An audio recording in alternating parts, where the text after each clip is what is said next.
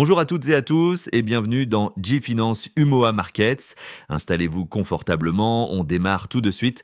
On commence tout de suite par les marchés internationaux et disons-le franchement, la semaine a été plutôt agitée. Du côté de l'Europe, les marchés ont pris une claque. Le CAC 40 chute de 3,34%, le DAX perd 3%. La nervosité est palpable. Côté matières premières, le baril de Brent revient autour de 60,43 $. Et l'or, valeur refuge par excellence, se maintient à 3094 $ l'once.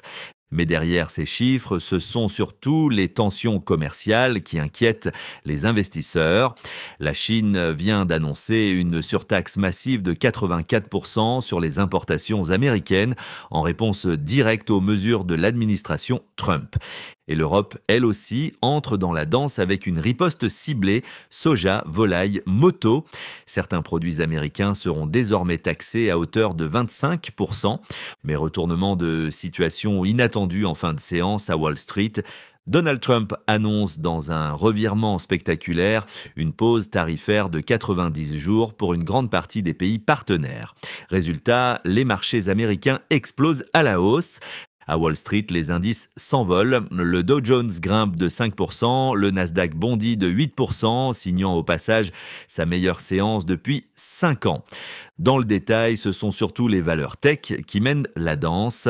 Nvidia s'envole de 15%, Apple gagne 11%, Walmart prend 10% et l'ETF des 7 magnifiques affiche une progression de 11%. Un rebond spectaculaire qui en dit long sur l'attente de stabilité du marché. On quitte à présent les salles de marché de New York et de Francfort pour se diriger vers le continent africain et plus précisément vers la zone UMOA où l'actualité économique a elle aussi été particulièrement dense cette semaine. On commence par un marché stratégique, celui du cacao. Les tensions géopolitiques mondiales ont un impact direct sur les cours du cacao. Entre sanctions, conflits régionaux et perturbations logistiques, les pays producteurs subissent une volatilité accrue. Résultat, les exportateurs doivent revoir leur stratégie et envisager des solutions de couverture ou de diversification. On reste dans une logique de transformation avec l'ONU qui appelle les pays africains à renforcer leurs ressources internes pour financer les objectifs de développement durable. Moins de dépendance à l'aide extérieure, plus d'autonomie budgétaire, ça passe par une meilleure collecte fiscale, une gestion efficace des ressources naturelles et une gouvernance financière renforcée. Sur le plan technologique, un rapport d'agence Ecofin met en lumière les pays africains les mieux préparés aux technologies de demain, intelligence artificielle, big data, robotique. Des critères comme l'investissement en R&D, les infrastructures numériques ou encore la formation spécialisée sont passés à la loupe. Certains pays émergent clairement comme futurs hubs d'innovation. Et dans cette dynamique, le Maroc joue ses cartes avec ambition. Le Royaume veut lancer un hub arabo-africain dédié à l'intelligence artificielle. L'idée, connecter les talents, les initiatives privées, les chercheurs et les institutions pour créer un écosystème technologique régional puissant. On change un peu de registre avec une actualité géopolitique à surveiller de près. Un projet de loi américain vise à restreindre l'aide du FMI aux pays de la CEMAC. Si ce texte est adopté, cela pourrait réduire significativement les flux financiers destinés à soutenir les réformes économiques dans la région et cela obligerait ces pays à chercher des financements alternatifs. Pas toujours faciles à obtenir. Bonne nouvelle en revanche pour Ouagadougou. Un accord préliminaire a été signé avec le FMI pour le décaissement de 32 millions de dollars.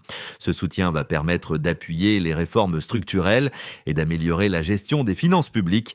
Mais comme toujours, le décaissement est conditionné à la mise en œuvre de politiques rigoureuses et à une transparence accrue dans les dépenses. Du côté d'Abidjan, l'actualité est double. D'abord avec le groupe Carré d'Or qui s'apprête à racheter la filiale locale d'Unilever. C'est un signal fort. Les acteurs ivoiriens montent en puissance et entendent bien affirmer leur présence face aux multinationales. Ensuite, sur le marché financier, la Côte d'Ivoire a mobilisé 154 milliards de francs CFA auprès d'investisseurs majoritairement locaux. Ce succès témoigne de la confiance des acteurs nationaux dans la solidité de l'économie et dans la capacité de l'État à porter des projets structurants. Toujours dans une dynamique d'ouverture, les BRVM Investment Days ont eu lieu à Londres. Objectif, séduire les grands investisseurs de la City, mettre en lumière les opportunités d'investissement en Afrique de l'Ouest et valoriser la gouvernance économique de la région. Un bel effort d'intégration dans les circuits financiers internationaux.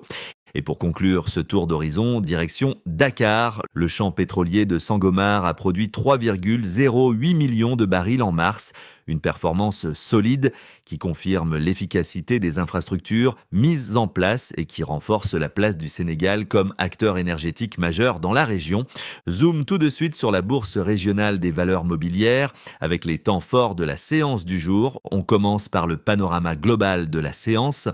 Le marché a connu une journée de repli avec le BRVM Composite qui clôture à 284,89 points en baisse de 1%. Malgré ce recul, la tendance annuelle reste positive avec une progression de 3,21% depuis janvier. Côté prestige, les grandes valeurs dites premium terminent en baisse de 0,68% à 120,47 points, tout en conservant une progression annuelle de 4,90%.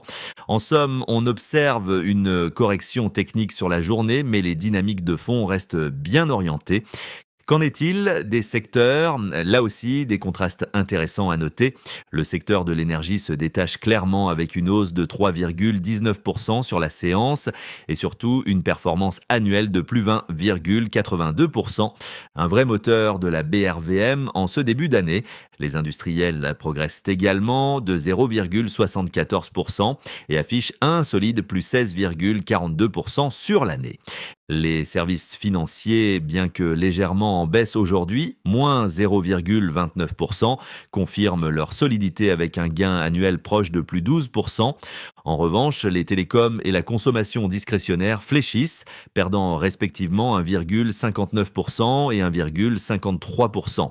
Des reculs qui s'inscrivent dans une tendance annuelle plus hésitante, voire négative pour les télécoms, moins 6,16%. Du côté des actions, la séance du jour a été marquée par de fortes variations. Top 3 des plus fortes hausses.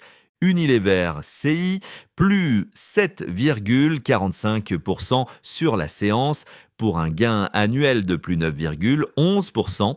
Une belle dynamique retrouvée. Total Energy CI, plus 7,40% aujourd'hui avec une progression impressionnante de plus 45,20% sur l'année. Le titre confirme son rôle de locomotive dans le secteur de l'énergie.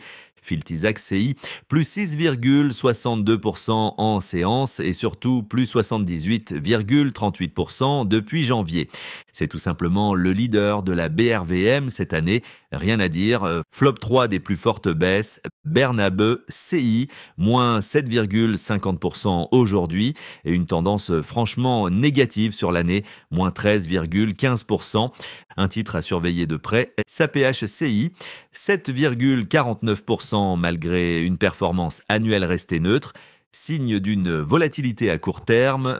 Palme CI, 7,45% malgré une légère hausse annuelle de plus 1,90%. Voilà pour cette édition du 9 avril. N'hésitez pas à partager, à vous abonner et à nous retrouver dès demain pour une nouvelle analyse des marchés financiers de